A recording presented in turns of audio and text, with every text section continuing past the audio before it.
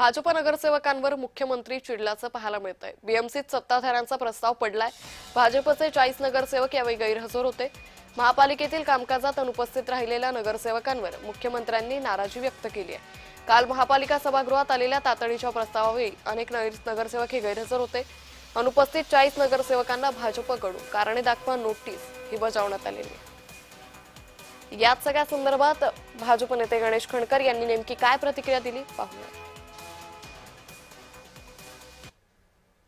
बघा, असं आहे की ज्या वेळेला तातडीचे प्रस्ताव सभागृहात येतात त्यावेळी नगरसेवकांना सभागृहात हजर राहण्याबाबत ही आगाऊ सूचना दिलेली असते।